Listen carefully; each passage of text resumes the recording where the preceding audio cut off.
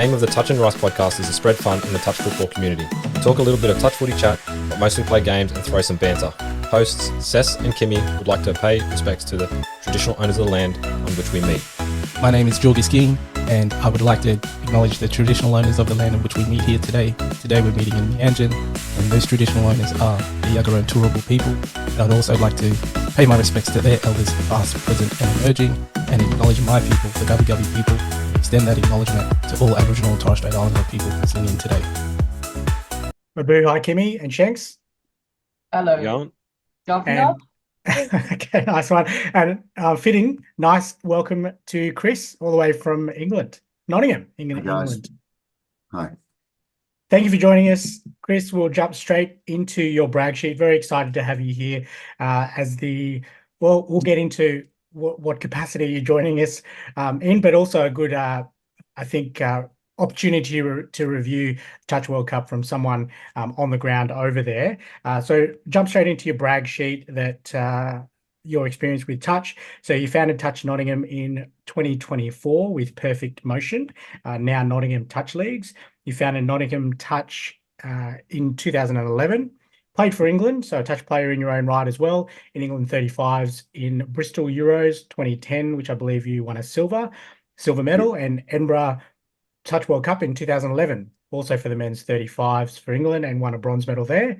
You're a level 2 coach, level 3 referee in England, and you led the England Touch Association as the CEO since 2019, led the organisation of the Euros 2022, Atlantic Cup 2023, and the Touch World Cup in 2024 this year, as well as domestic competition from 2021 to 2024 post-pandemic. So quite comfortable to say that you're easily the most capped or credentialed administration person we've had on the Touch and Rice podcast. The only one, to be fair, but quite easily the best as well. So it's great to have you along. Cheers, thanks. That's better than my CV, that is. You should have written it for me. I'll plug that one into ChatGPT, and I'm sure I can spit something out for you in no time. By the end of this podcast, probably. Excellent. We'll jump into the next set of the podcast, which is the set of 6 touch-related questions for you. Does often branch out into other questions as well, so we'll see how we go. Official question number 1 for you. Your nickname is Pell. Is that touch-related or something else? And also question 1A, just to jump straight into the branches of questions, what is your touch origin story, if it all relates to your nickname? Yeah, so Pell's got nothing to do with touch. This goes back to when I was 5 years old, and I have very little resemblance to this player, but I got this nickname Pele when I was 5 years old because I was at that age very good at football for a tiny little primary school in rural Derbyshire. So quite a sort of tenuous link to that subject. And then it became a bit of a Mickey take once I got into secondary school, started playing rugby. University became even more of a Mickey take. My football credentials barely got on the Sunday league side, and then became even more of a Mickey take as I went through later years in life. But that name stuck, and it went from Pele to Pelly to Pell, and it became, as I said, a bit of a joke throughout my life, but by everybody. And touch origin, so nothing to do with that, totally separate. I got into it through rugby.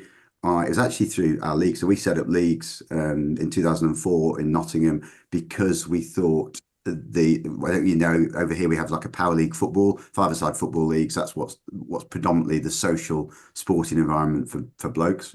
And we saw this opportunity. I was just started working in a small marketing and events agency, and we said, look, we think this can work in touch. We heard about these leagues that Abro ran in London. We heard it was just picking up in Edinburgh, bid in Cardiff, and I went to have a look and said, you know what, I think we can do this in Nottingham. Got my mates involved, and all of a sudden we had a league of, I think, 17 teams within 12 months. So that's how it started. So I started administratively in touch, and then sort of the England story was one where the leagues were getting a bit more serious. I say serious, we were just learning how to 3-man drive. So that's how serious it was in those days. And in 2009, me and a mate said, do you know what, we need to go along to one of these England trials and just find out some drills so we can go back and teach people a bit more.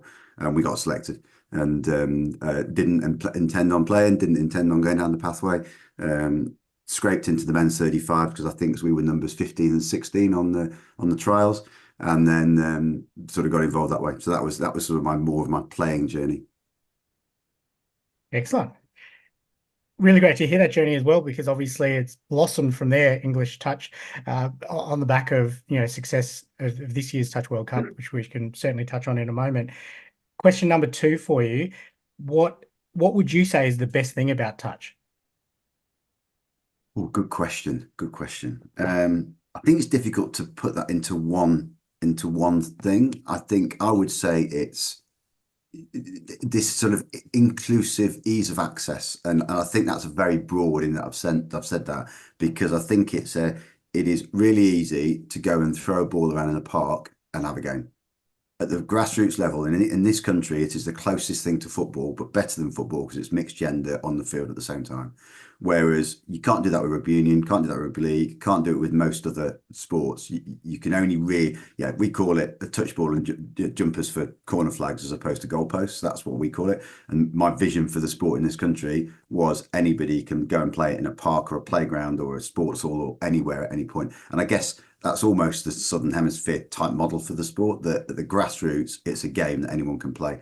And I think that for me is the real essence of it. If we really want this to be mass participation across the globe, that's what we need to make it, because that's what football is. It is grassroots, soccer or football. It is just pitch up in the park because the sun's out, or even if the sun's not out. So I think that inclusive ease of access. I think the other bit of the ease of access is teaching it is really easy. Getting better is difficult. We make this analogy. It is easy to play, cheap to play, easy to teach. It is harder to coach, be elite. Performance becomes more expensive, becomes more structured as you go up the ladder. But at the grassroots, it's really simple, and I think anybody can do it. It's a really good point. We've spoken to a number of previous guests from, I guess, developing nations where the ease of access isn't quite as easy as over here and over there as well. But I guess at that grassroots level, the ease of entry in terms of skill level, grab a football, if you can find some space, it is an easy entry level sport from that aspect. Yeah, I'd agree. And if you think of it as physical activity, and we're just trying to get it into schools properly here. I mean, it's in schools, but not properly. And we talk around a game of tig or tag or dob in the playground. At the grassroots level, primary school, that's what we want it to be. Just happens that you've got an oval ball in your hands. Yeah, and once we get people running around with that oval ball, I think then the progression is a natural one, because it's so inclusive and so easy.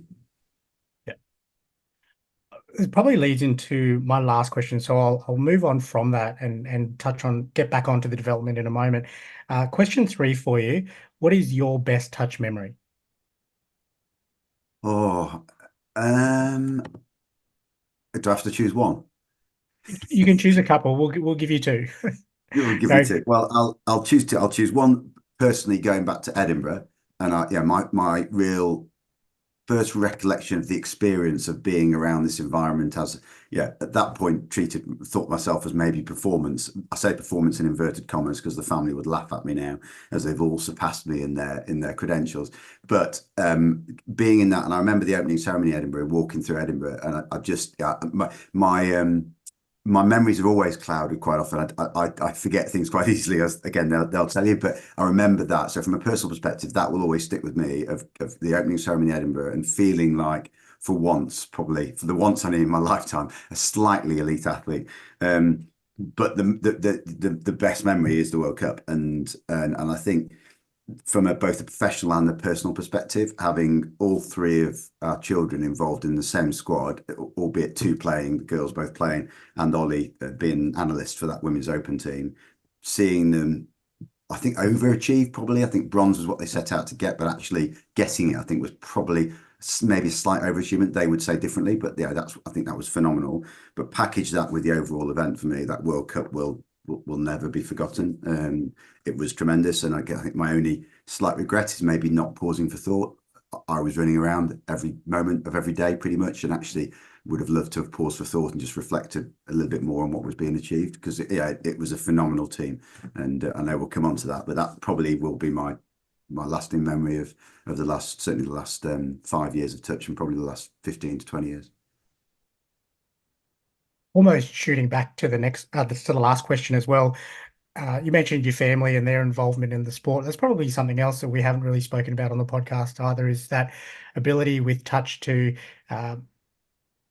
have it come through the family as well, and easy access from that aspect. Because I know if you look at, especially over here, I think the power couple of touch football, the Hennessy, their kids are going to be phenomenal players if they choose that route. And I know, mine are a long way away from that, but I'd be surprised if my two little ones didn't play touch football as well. So that's something else. And are your kids going to continue on in the game, Chris? Would you say for a while into the future? I think so. I think, and I go back to, you asked me about why touch, and I think a lot of adults, children go and play the sport they've played, particularly if they're elite athletes. I think cricket over here, you see the cricket, and there's a lot happening at the moment, rugby, football. But I think with touch, because of that really inclusive nature, actually, you don't have to be the best player to still enjoy playing that game, because you can just play it at any time with a group of mates. That said, I think all three of ours are playing at a reasonable level. They're getting fantastic experiences out of it, both in terms of physical sporting experiences, but I think even more importantly, the social, interactive well-being and mental and psychological benefits that they get. And if you look at the group of friends that our children have developed as a result of being in touch, I think is unique in gender, in age, their ability to have proper conversations with adults much earlier than they would if they hadn't been in that environment. And I compare it, and I can currently only compare it within different sports in this country. We very much age profile children in terms of sport. So it's under 6s, 7s, 8s, in pretty much in every sport. I can't think of many sports in this country where it doesn't matter. Yeah, and even in rugby union, they stop adults and children playing together because of the safety side. And because they stop it in rugby union, they stop it in all forms of the game. And that for me is wrong, because actually I think that if we really want that community, physical activity environment within clubs, it has to be mixed. It has to be mixed age, mixed gender. So going back to the piece about our family, we started playing, Joe and I, so my wife, she got involved in the leagues in 2005. So we've been playing, it's been pretty much our date night every Monday night for the last 19 years. So there's no real option that the children are either going to come with us or sit at home and break the law being underage by themselves. So that was sort of, I would say it was inevitable. They always had a choice, but because the sport is so inclusive, enjoyable, and such a fun environment most of the time, I think that's why they've ended up sticking. And eldest has just gone through Exeter, and touch was probably her main thing at Exeter Uni. And second is just going to Birmingham and raving about touch already, and the setup down there. And youngest is choosing his university career path because of touch. So that I would say it's fairly important for all three of them at the moment. It's a good point, and I love that about the sport. If you head down to BMTA Metro Cup, Whites Hill on a Friday night, Shanks, you'll remember our game before. We're on a couple of weeks break at the moment, but the team we played, unfortunately, handed us our first loss for the season. Had, I believe, 2 father-son pairings in there in that team. So it's a really nice touch. To use a pun there, but a really nice feeling that you can participate with your children.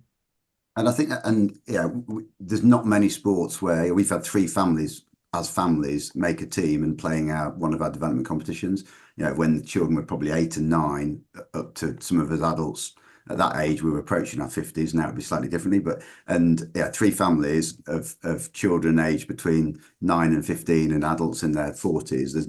I don't think there's the only other sport in this country that I remember where you could do that in is rounders on the beach. And you only ever do it when you're on holiday. It's not a competitive environment to do it. Yet we could do it in a safe, secure, fun, and competitive way. And I think that's unique. You talk about how do we package that to really showcase it to the world, and that's a challenge because it's quite social, isn't it? Yeah, I agree. And I've done the calculations in my head. If I can hang on till my early 50s, I'll have an opportunity to run around with my little boy. So let's hope injury eludes me there. Question number 4 for you. review of the Touch World Cup 2024. What was the good, and also on the back of that, I wouldn't say bad, but what would you see from your perspective? What could have been done potentially better? Maybe if there's anyone listening from New Zealand, tips for 2028. Yeah, I think we achieved most of the broad aims that we set out to achieve, and probably we'll split it into two areas. So yeah, fundamentally, I came into the World Cup treating everybody playing, refereeing, participating as a customer. That's been my mentality within England. Is we are a member-funded sport, so we have customers that we have to satisfy. So we have to deliver their needs. They are paying to participate, as you would buy. They're effectively buying a service or a product from FIT or from the ETA, England Touch. So my first approach was we need to ensure that everybody participating has a really good time and they get what they want out of it. And I think that I wouldn't say that was a given, because we had to work really hard to do that, particularly when the team numbers jumped from 130 to 180 and we went from one venue to two venues and a transport operation. But the feedback we've had so far is I think we managed to achieve that. And I'll come back onto one or two things I would do differently in there. I think the other side is we wanted to package our sport, or the Dutch World Cup, to showcase to the world, the people of England and the people of Nottingham, that this is a game you can or a game or sport you can enjoy being around. That's packaging it more than just 40 minutes on the field or 45 with half time and watching touch. We had to create an environment where people had things to do in between games, other stuff to take part in, and give them the experience of an event that is like a mini Olympics, or going to watch a T20 game, a cricket match, or I guess like a bit like an NFL game or something like that, where we had an audience that wanted to go and watch. And that for me was our hardest thing, because I don't think it had been done before. We needed budget to do it, and we had and what we didn't want to do is just charge the playing base more, so that it became, it was expensive enough as it was for them, particularly if you're coming from overseas. So trying to get those two bits, the balance of those two, was our challenge. And added into that, we were really keen to showcase the inclusivity of the sport. So we had schools activity, we did some walking disability touch, we did some old age U3A, as they call it here, and also the sustainability of the sport. So trying not to continue to add to the emissions. It's bad enough bringing people from across the world. We wanted to try and make it zero emissions. And with having the hydrogen power solution with GeoPura, that enabled us, with the funding we had from sponsors, to be able to pull all that together. So I think for all of those things came off behind the scenes, loads of things we were doing that were a surprise to us, that we just had to react and we had lots of challenges around the venue. Not that I think we could have changed anything. There were things out of our hands that happened. The weather on one day happened that meant we had to put in a different transport operation, which is a challenge. I think our push for sustainability was right. I think we made an error on the medal, and we put our hands up to that. Our desire to make it sustainable was right. The practical aspect of what ended up wasn't as good as it could have been. So I would do that. I would change that. I would do that again. I go back to my two wins, my silver and bronze. I've no idea what my medals are. I couldn't tell you what they look like, but I can remember those two events. And I think in years that come by, people will remember the experience more than they do a medal, probably. But for some, that is important. So I think that I would change that. I would do some little things around some of the operational infrastructure around the weekend. We had no idea, or beyond our imagination, the number of people that were going to be on that site on the Saturday and Sunday. At times I think we were 12 to 15,000 people on site. We just didn't expect that for a touch event. We could have doubled the toilets, doubled the caterers, doubled the coffee, even though we had 6 coffee providers. So there are some things that have your time again. We would increase them. I don't know where we'd have put them, because we were short of space. But I think that given the confines of the venue we chose, the event management plan we put in place 18 months ago, when we were really starting to plan, was for 120 to 130 team tournament in one location with no transport operation, and the majority of people staying a walk from campus or walk from venue. And so that our biggest challenge was overcoming the fact that a transport operation was the hardest, and having this coach provider that came on board was great. And I didn't there was no bad word about it. In fact, actually, we probably put too much on. That probably gives a bit of a sum out. And I don't think I'd change any of that I don't think I'd change any of that, but the challenges were presented with the scale of the tournament. I think the only thing I would change if I had another, right now, the only thing I would change would have been the medal, and I'd have made it grand. I might have still ended up being wood, but I made it, you'd have ended up having a bit more of an impact, and it might not have been, it might have been something else. But I don't want to get hung up on that incident, because I do think people will forget. It will become the memory more than that. Yeah. Live feedback, Shanks, Kimmy, you're both there from competing in the Philippines Open Mixed team. Any live feedback for Pell? I'm sure you've heard it probably numerous times, different bits and pieces. It won't be a surprise to you, I'm sure, but any live feedback, guys? I thought the setup was amazing. Food, well, we were right. I called it Food Alley. I don't know if you had a name for it, but yeah, the big screen there was like amazing as well if you wanted to eat and not miss out on watching a game on the live screen. Yeah, well, like our tents were down that section, and all of our neighbors were awesome. Like, we had a lot of entertainment coming out of our neighbors' tents as well. So obviously not planned, but I think the environment really promoted everyone to participate and join in and make it their own. And yeah, turning up on the first day and seeing that stadium field, if you want to call it that, underwater, and you kind of think, oh God, what are they going to do here? And it just was like everything. I know there's probably a lot of things that went on in the background, but you couldn't even tell, to be honest. It was just like, oh, we're going to this field instead. And yeah, I thought it was really well done. I had a great time. Other than the weather on the first couple of days, yeah, it was really good. Yeah, really, really good. Yeah, I 100% agree with Kimmy. Felt like more like a festival, if that makes sense. It had a festival feel to it. But yeah, I had no problems with it. There was no issues, like Kimmy said. It's pretty streamlined, especially when you had to make decisions to obviously move fields and whatnot. Cheers. There you go. Yeah. Three trying thumbs to up. create that festival feel. Yeah, that trying to create that festival for not just for the touch parties, but we wanted it to be a memory that people went away with and thought, yeah, I'd do that again if I could. I can tell you as well, just walking around and watching a lot of the supporters, there were a lot of supporters that travelled from Australia as well. And they, like, everyone was enjoying themselves. So not just obviously us as participants, but the spectators that came in, especially on the weekend. I reckon every single one of them had a beer or beverage in hand, and they were just like, had their chair, and even when they're, whoever they were coming to watch and support weren't playing, there was always, a game that had so many people around it. And just because of the love of the sport and, the atmosphere, people were watching, other games that they probably hadn't originally planned to. So yeah, it was definitely a really fun festival vibe for a touch tournament. It's awesome. Well, congratulations. 3 congratulations there on behalf of the Touch and Rise podcast. Question number 4 for you. Number 5. We've done number 4. Number 5 for you, Chris. So December, you're going to start. Let's move on to the new role. International Touch's first Chief Operating Officer. How did that come about, and what is the new role going to involve? Well, in terms of, it was advertised back in, it was a long time ago. It was about February, I think, February, March time. And I applied, went through the planning process, interviewed. I understand there were a number of other candidates interviewed, was offered the role.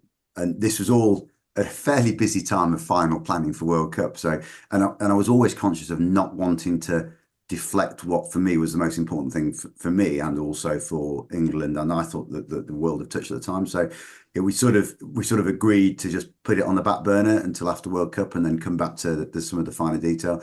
And then that sort of, I was really keen not to have that conversation, not for any word to get out, nothing to spread. And I think actually it was weird because nobody had a clue. I think because it was back in March or April, it was when nothing got announced, nothing happened. I think people just forgot about it. And certainly some of the comms I've seen on social are saying it wasn't advertised, but it was in it. And I remember at the time thinking, should I go for this or not? Because I wasn't looking to leave England.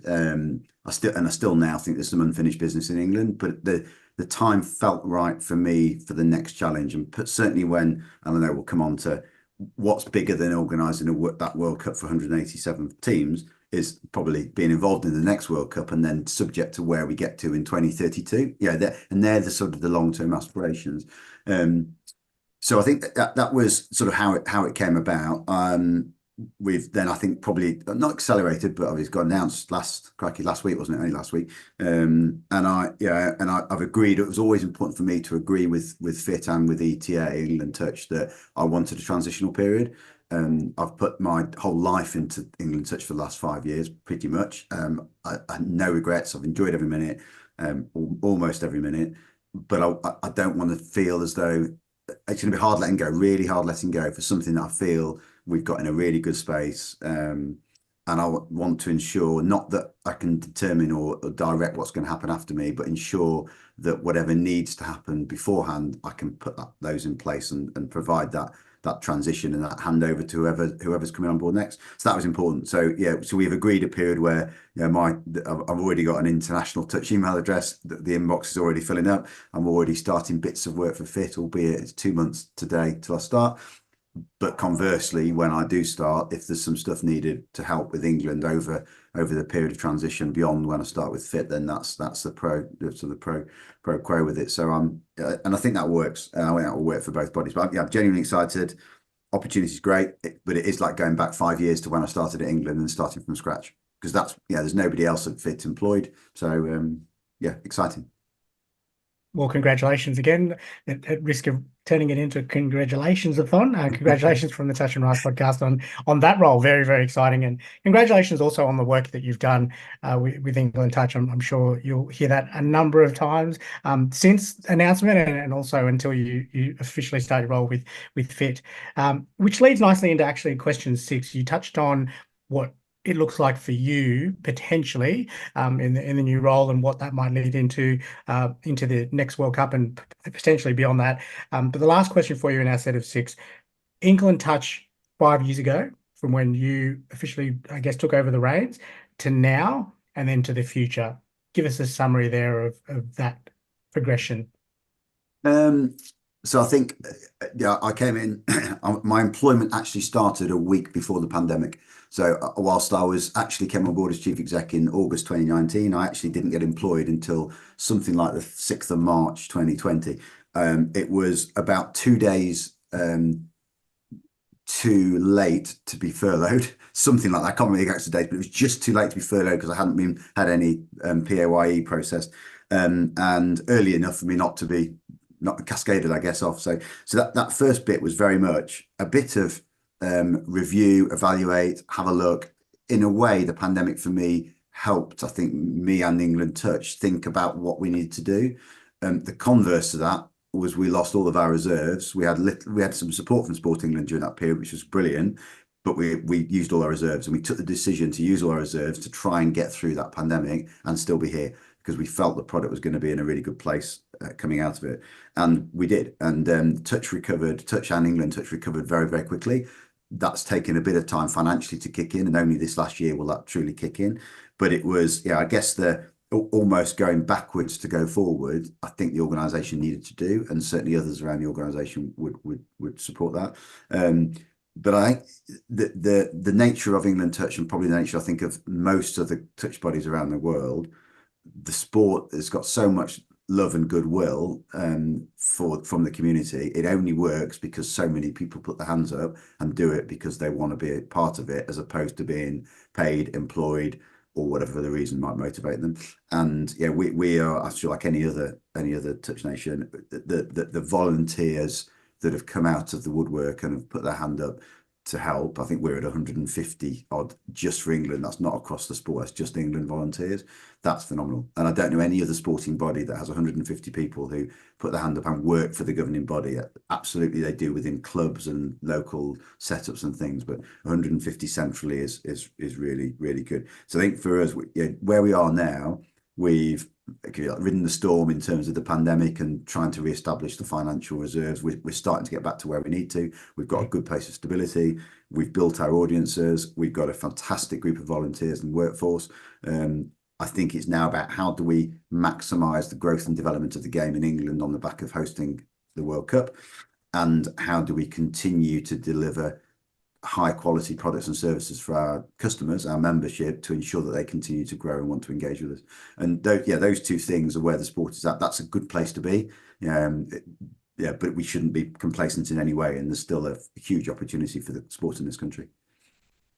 In the future for England Touch from I guess from a playing perspective. From an England perspective, Yeah. or from England wise, I think if I split it, we're now just starting our pathway again for the next 4 years. So we've got into this 4-year performance pathway now. We did last time from Malaysia, so we're almost resetting. So for performance wise, we reset and we will build towards New Zealand 2028, and with and I'm sure we'll come on to the broader global game, with the events calendar just starting to take shape, more advanced globally, which is part of what I'll be picking up for FIT. It helps England and other nations start to plan those 4-year cycles much more effectively. So I think performance-wise, that's one piece. We're really keen to continue the progression of our youth programs, 15s, 18s, and 20s. We're looking at that 20s model. Is 20s right? Actually, 20s is probably only really played some of the Southern Hemisphere and then England and France at the moment. There's not a lot else within the North. So yeah, how do we grow that and develop that forward? Our junior nationals was really strong this year. How do we continue that to grow? We might look at double age bands rather than we're currently 14s and 17s. Do we go double age bands, so 12s, 14s, 16s, 18s to continue that development?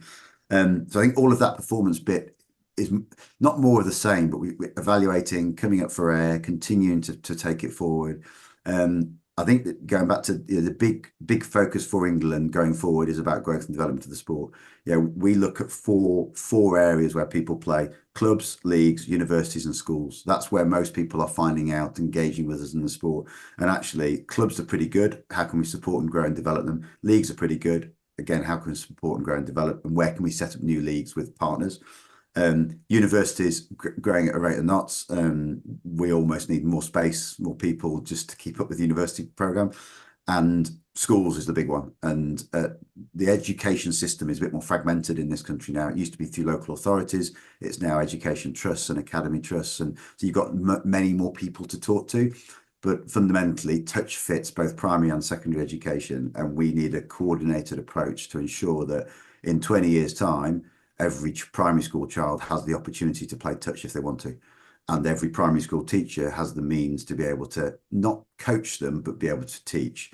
So the fundamental skills, that passing, running, diving, those fundamental skills, and then building that through secondary education, that when they get to university age, they know how to play. So I think that's the longer term vision for me in this country, is all around education. Well answered. As expected, for your set of six, the whole set of six, Pell, I'm going to refer to you as Pell because I love that origin story, and probably leads really nicely actually into our next segment of the podcast, which is Kimmy's Corner. Get to know you a little bit better. All right, so Chris Pell. Is there someone actually called Chris Pell? No, never mind. We'll have to find that. Yeah, I'll have to find that. For some reason, it sounds like someone is part of the church. Am I making that up? Anyway, all right. I've got some would you rather questions. So this is just like some fun questions just to sort of get to know you a little bit less on the serious side about touch, but I'm going to keep it as like a sporting team would you rather series. So I've got 10 questions for you. The first one is, would you rather be the star player on a poorly performing team or the worst player on a champion team? Oh.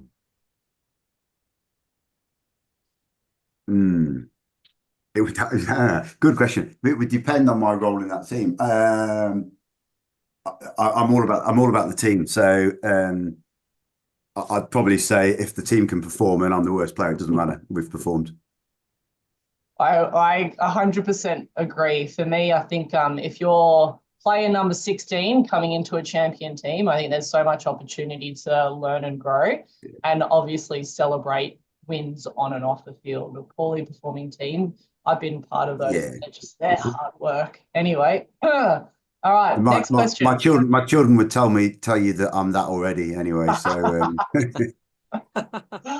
they're always honest, the kids. All right. Question number 2: would you rather have a long, average career or a short but amazing career? This is team-based again. I always focus on the now. I've said I will probably work till I'm no longer capable of working, and then I'll probably have a quick passing at the end of that at some point. So, but yeah, probably short, deliver it, achieve the best I can possibly achieve with my time here. Short and sweet. All right. Next question. Would you rather become a coach or do something completely different than sports after retirement? Probably coach. Probably stay involved in the sport. I feel like we'd all answer that the same way. I think I stopped playing competitively years ago, and I can't help it. Other than recent World Cup, can I? Retirement probably won't happen though, so it will probably just evolve it'll all be a mix. All right. Here's a fun one. Would you rather date another sports player or someone who isn't a sports player? Oh, if they look the same, if they're as funny as one another, probably a sports player, just in terms of interest. Yeah, agree. Would you rather have your family watch your game on TV at home or watch it in person at the venue? In person. In person. How would you guys answer that? Yeah, in person for me. For me, sure. in person. Yep. Preferably on the field alongside me, actually, would be the right answer, but in person if not. True. All right. Would you rather win the MVP award for a team championship or, oh, wow, I've cut off the bottom of this question. One moment, I'll come back to that one. Forget that. Next question is, would you rather be loyal and stay on your team or join the rival team that always beats your current team? Loyal, stay on the team. Anyone else differing to that answer? I might be showing my age. Yeah, loyalty. With you, pal. Sorry, I got this question. I read it incorrectly before. All right. Would you rather win the MVP award or win the team championship? Team championship. Should have read these properly. They're pretty straightforward, to be honest. Would you rather take a year off or play but not score at all for the entire season? Well, if I was playing, I'd probably still rather play and not score. Yeah. That's funny. I feel like that would have been an easy answer for me because I hardly ever score. I feel like I've gone that many seasons. I hardly ever play anymore, let alone score. All right. Would you rather play on a very cold day or a very hot day? Rather play on a very hot day. So you'd rather play in Malaysia than in England during the winter? I think so, yeah, because I just coming from training last night, or leagues last night. I'd rather it been 30 degrees. Malaysia's probably 50 was probably too hot, but yeah, I'd rather it been 30 degrees last night and manage my condition than get cold and wet. See, it's an interesting one, right? Because there was one state cup one year where they actually had to abandon all games because it hit, I think, like 42 degrees. It was like bushfire season as well. Cess, I don't know if you were playing that one, New South Wales State Cup, but it was just like ridiculously hot. For me, I'd probably rather the cold because I warm up pretty quickly, but there's something about heat that being half Asian, I know it sounds odd, but I'd rather the cold. What about you guys? I'm with Pell. I would go heat. I don't know. I just feel like cold, uncomfortable, slippery ball, potentially heat all day. Yeah, I feel like I've always performed better in the heat. Like Cess said, it's quite uncomfortable when it's cold. Even when you do warm up, it's still uncomfortable.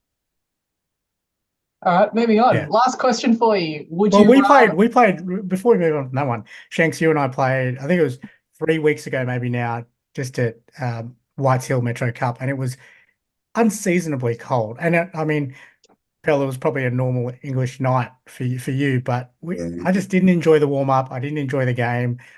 We got over the line, but it was just not enjoyable. And it might be, you asked me this question. We're looking for the next 7 months of cold and wind and rain. That's what we're going to have in this country. Yeah, and we play touch twice a week. I mean, this time it's 3 times this week. We've got a tournament at the weekend, and it's like, so I'm just going to say hot. If you offered me 50 degrees at the weekend, I'd probably say yes.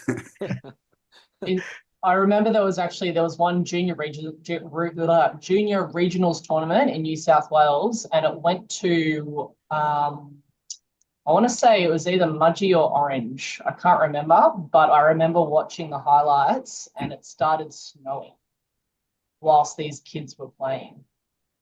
I kid you not, like they ended up having to let them wear their hoodies and trackies underneath their playing singlets because it was that cold. So if it was that cold, it's a no. Yeah. But Yeah. just to clarify. Anyway, I've got one more question for you. Would you rather pass the winning try or score the winning try? The children would say, well, if you're passing it, Dad, we wouldn't score it because it would probably go to the floor. But I'd probably be the team. I'd go for the passing the try. I'd rather be the assist as long as I can guarantee it's getting to hands. Yeah. What about you guys? That's my last question. I'm like you, Pel. I'm not a great passer. I'm probably scoring it, and also selfishly, you're probably showing up on the highlights package as well. Yeah. So I'm putting it down, assuming I'm catching it. I think it depends on the situation, but I think I would like to deliver the final pass. I think I'm going for the score option. I'd like to score the try for the highlights package. Yes, agreed.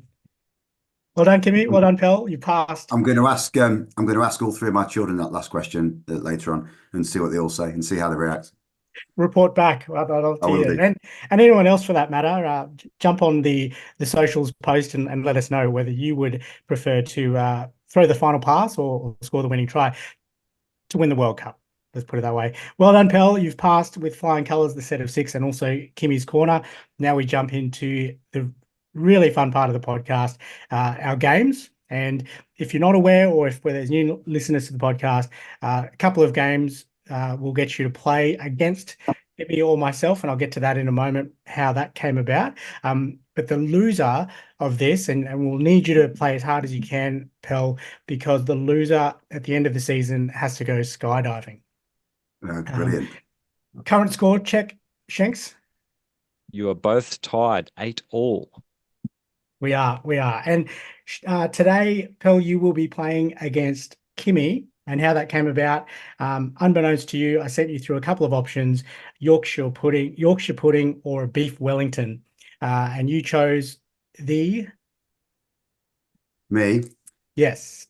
Well, pre dietary requirements, I would have gone beef Wellington. Which would have been me, but you have chosen post dietary requirements, a Yorkshire pudding. So your matchup today post dietary requirements is Kimmy, and our game number 1 for you, I've named it. Well, I'll tell you why I've named it this. We had the AFL Grand Final. I can't move on from that. This will come out 4 weeks after the result, and I just need to give it to Kimmy one more time. The Mighty Lions got up over the Swans on the weekend by 60 points, so I'm going to celebrate that for as long as I can. So game number 1 for you is it's based on the Lion King. So we're going to have buzzers. So Pel, you can be a lion, and I believe England are the Lions anyway, right? So that's fitting. And Kimmy, swan. What sound does swans make? Oh no. I've got no idea. But it's some sort of bird like squawking noise or something. Do your best. And we have our referee here. I know you're a level 3 referee in England, Pel, but there's no need for you today. We've got Shanks here to referee the game. So game number 1 is Lion King. So I'm going to give you a number of Lion King based questions and just buzz in if you know the answer. Question number 1. Who is Simba's father? I can't actually take my buzzers seriously. This is going to be embarrassing because now that this is recorded, anyway. His father is Mufasa. It is Mufasa. Coming out, and we're of course not sponsored at all, but I don't know if anyone has seen that. I don't know how what they refer to it. It's not exactly a cartoon. It's not. How do they? I don't know how it's described. Live action. I think. Something like that. Yeah, so that comes out Mufasa, the prequel to The Lion King, out in Hero, anyway, December 26th, I believe. So 26. That's a long time away. look up the trailers. It's looks pretty good. Question number 2. So Kimmy's got that one. Pel, I need you to step up here. You're playing for me here, 8-all. Question number 2. What is the name of the animal that serves as Mufasa's advisor? Ah, You'll know more. a toucan. Incorrect. Pel for the steal. Have you got any clue? Name of the animal. It is a type of bird, isn't it? Oh, no, I don't know. Heron. Not heron. It is Zazu, and Zazu is a hornbill, which would have been for an extra Hornbill. point. Yes, hornbill. Oh, you wanted the actual. I thought you meant like the name of the animal, not like Either or. I would have taken either. Yeah. Okay. Question number 3. Give me up 1-0. Shanks, if I'll let you keep score actually, so I don't have to keep score of that. Question number 3. What is the name of the rock formation where the lions live? Pride Rock. Correct. Question number 4. What does Hakuna Matata mean? My fucking heart. Sorry. Bleep that out. My eyes are getting. Anyway, no worries. They're getting higher and higher. Correct. I'm tempted just to, I don't know the answers, but I'm tempted just to shut up, just to listen to your swan noise each time anyway. Pel, have you seen the movie? A long time ago. Okay. Well, think back, dive deep into those memories. I wish I'd watched it last night instead. These are going to get a little bit harder. Question number 5. What are the names of the 3 main hyenas? That's hard. It's really hard. Yeah. Yeah, I pass. Okay. All I know is Whoopi Goldberg is the voice of one of them. I couldn't tell you any one of the names. The 3 names: Shenzi, Banzai, and Ed. Ed was the crazy one. Yeah, crazy one. Yeah. Okay, so next question. What does Scar tell Simba to do after Mufasa's death? Roar. This one here, the roar. Come on, Pel. To leave the kingdom, leave Pride Rock. And? Never come back. Correct. Give you that. Nice one. Run away and never return. Next question for you. What is the last spoken line by Rafiki at the end of the movie?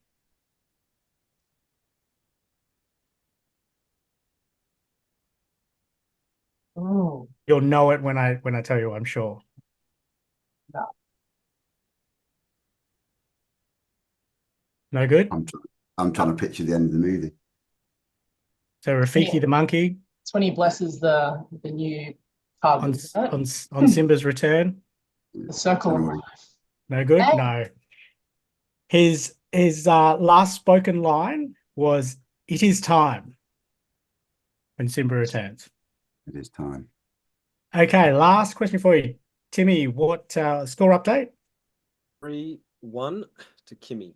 Actually, there is 2 more questions. I didn't just say that. I'll post the score update. There's 2 more questions for you. This one is an interesting one. So finish the lyric and play along at home if you are listening along, and hopefully you're doing a little bit better than Pel. Finish the lyrics. This is worth 2 points. So it's "I Just Can't Wait to Be King" is the song. Shanks, I'm going to give you the first line. Shanks is going to then sing the second line. I will sing another line, and then we'll cut it off, and you guys have to give us your best rendition. Extra points for singing.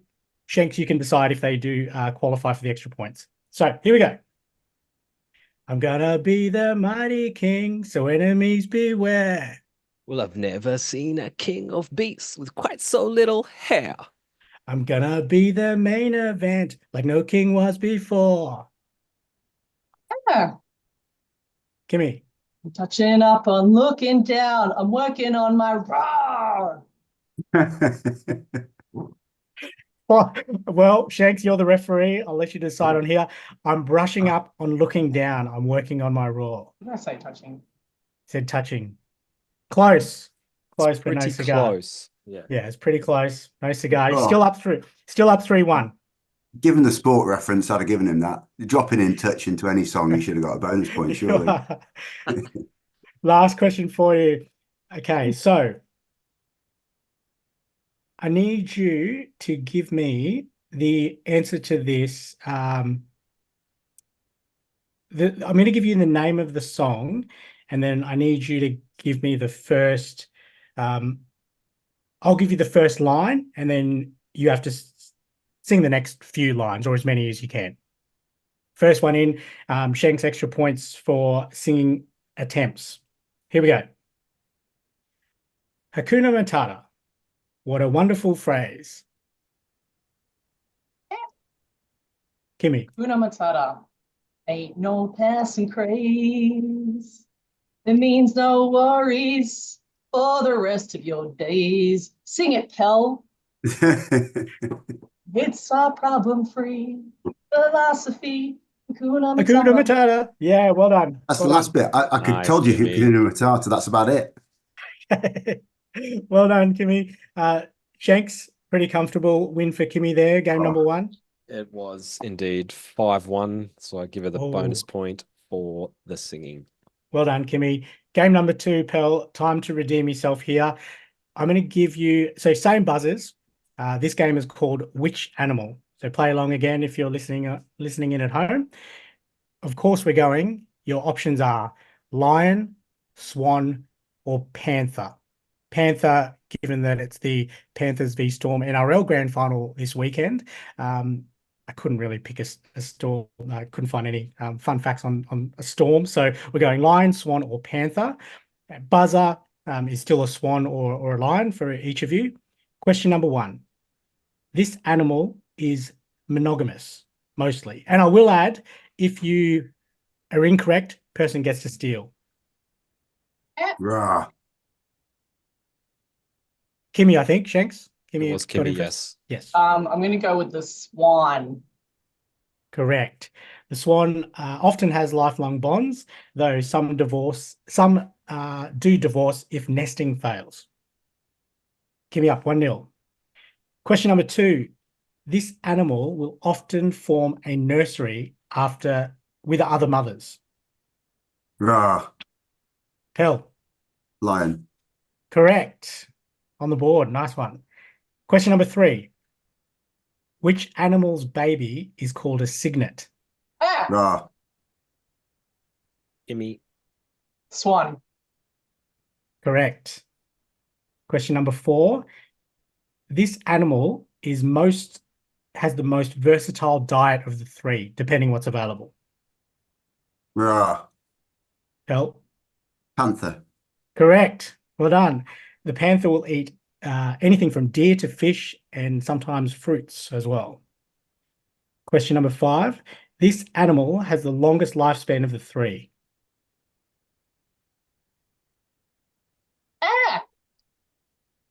I'm just going to stick with the swan. Correct. Good guess. Swan can live for over 30 years. Panther, 12 to 15 years in the wild, and a lion, 8 to 16 years in the wild, slightly longer if they're caged up or in a zoo. Question number 6. Which animal has the best eyesight? Rah. Ref?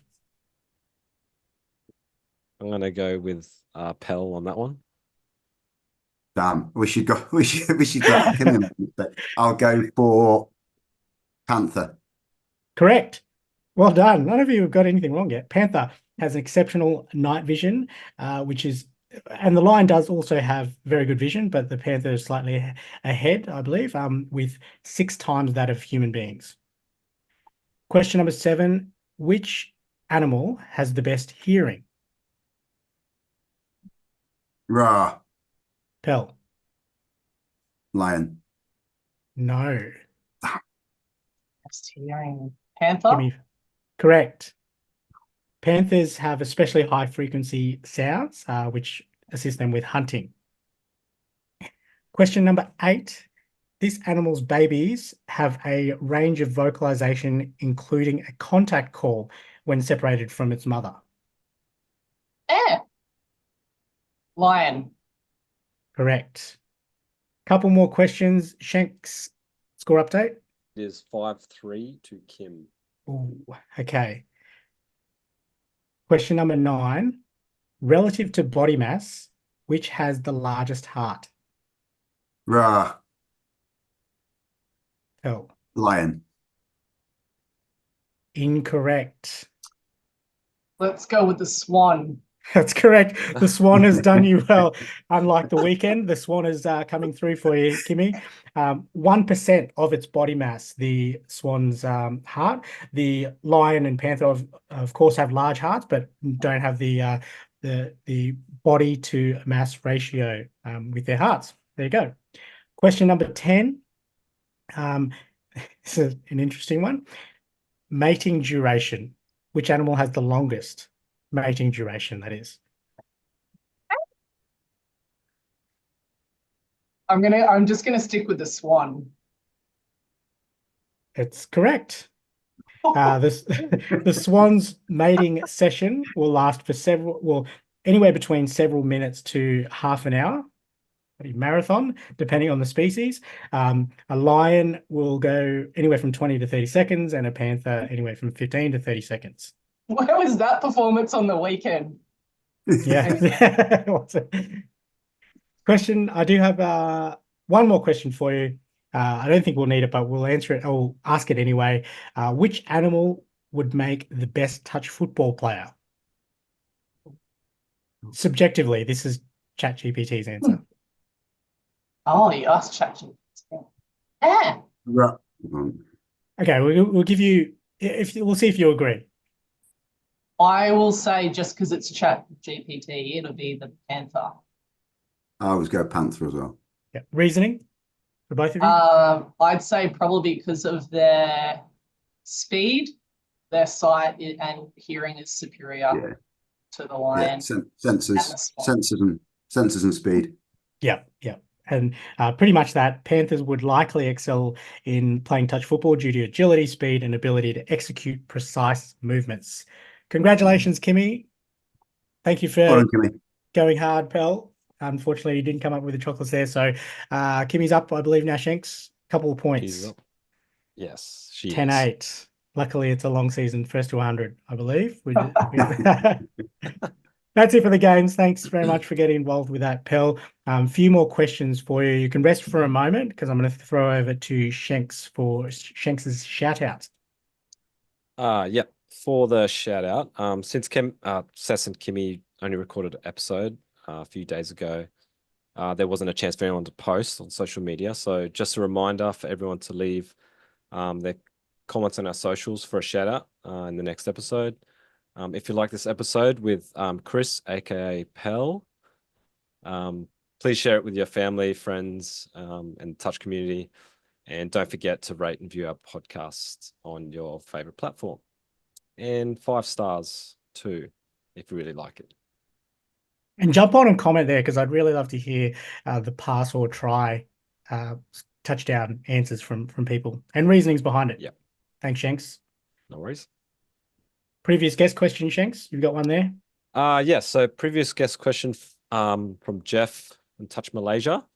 He asked, who would you call if you're given a lifeline to answer and win $1 million? So this is for all of us. We'll let our guest I'll first. let you kick off first, Cess. Okay. Yep. Yeah. So we're in a hot seat type of situation, going to win $1 million, and we get to phone a friend or a family member. No offense to Shanks and Kimmy, I don't have a lot of super smart friends, so I'm not calling either of you to. Sorry, guys. I'm actually probably calling, and he has passed on. So when he was still around, I would have probably called Dad.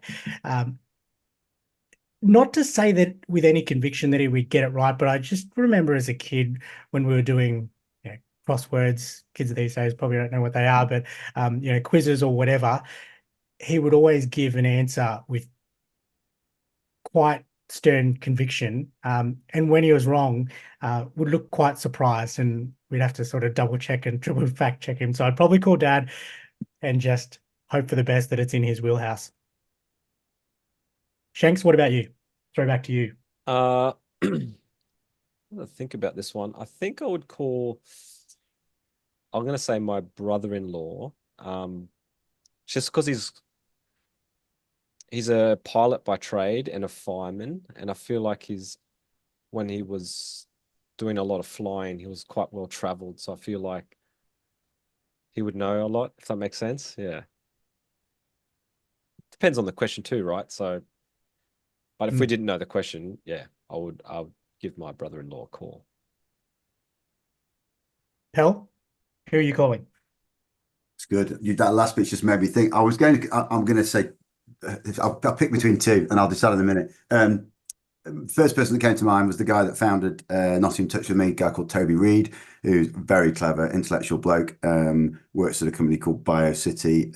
He would know most things, I would think. However, we're similar age, so that made me think about, if I don't know the answer and I'm calling somebody, it's probably going to be a modern question around entertainment, media, or music, which would put it to one of my children.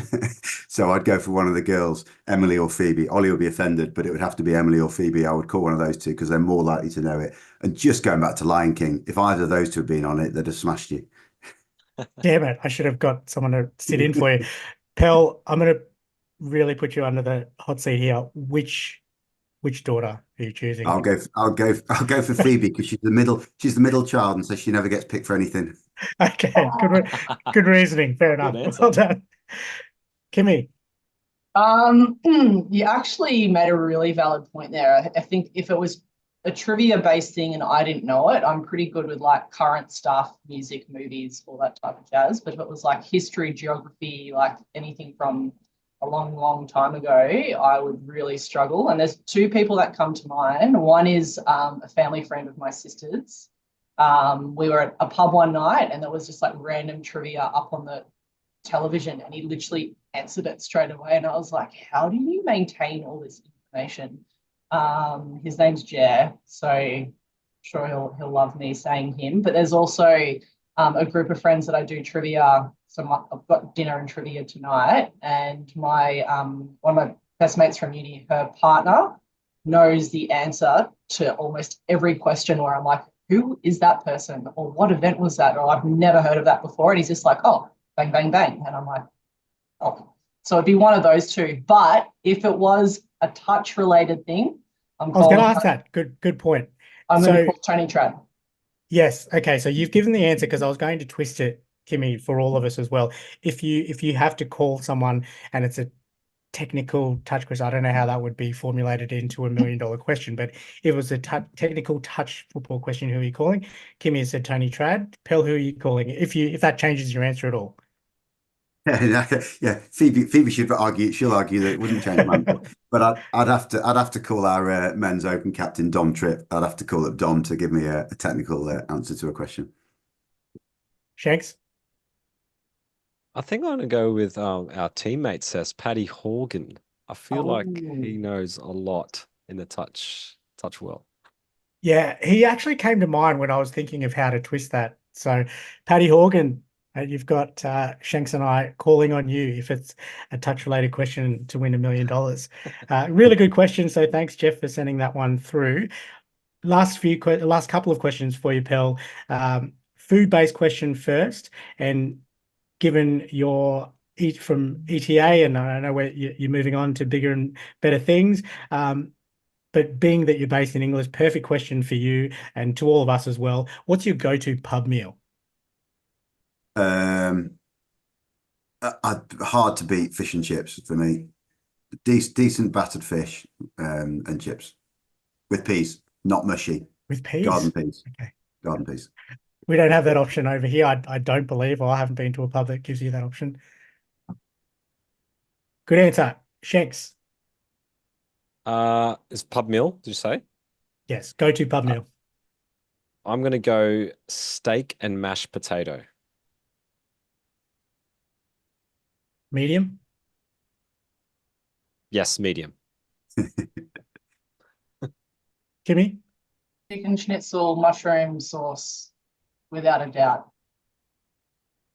Good Yeah, I think answer. I'd add the mushroom sauce myself. I would probably have to go. The safe bet for me is a chicken palmy. Chicken palmy. Sorry to our Victorians, not parma. Chicken palmy, chips in a salad, nice and safe for a pub meal. I feel like the steak for me, you can run a risk there depending on the pub. Could be very, very poor outcome. So all good answers though, all valid. Last question for you, Pal, for the podcast. We ask all of our guests. Thank you for participating in the Touch and Rice podcast, Touch Football with a Side of Rice, Side of Fun. Best meal, or what is your choice of meal to go with rice?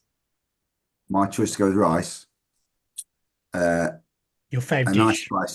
nice spicy chili con carne. How chili? Um, I'm only asking that medium, because we had Jeff on from Malaysia, who top end of spicy, top end of medium, not super hot, but top end of medium. So doesn't burn your mouth off, but you can taste the flavour of the chilies. excellent. Good answer. Pel, you've answered all the questions except for the games really well throughout this podcast. Really great to hear, and congratulations again. I think we can congratulate you enough on the wonderful effort from yourself and the team, England Touch, on a fantastic Touch Football World Cup 2024. We look forward to what you do in the international stage and where that takes you. And I'm sure we'll see you around. And that's the other thing around the Touch community. The beauty of the Touch community is that we make all these wonderful connections, and we get to see them at often the major tournaments, but sometimes out and about if they're local.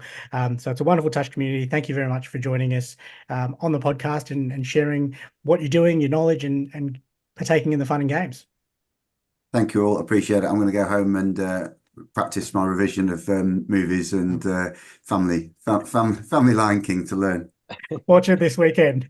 Thank you for joining Thanks. us, everyone else, on the Touch and Rise podcast. We look forward to this, for you joining us next time. And until then, we'll see you on the 7. Can't wait. Thank you for listening to the Touch and Rice podcast. Please join us on all our socials, including Facebook, Instagram, TikTok, and YouTube at Touch and Rice Podcast.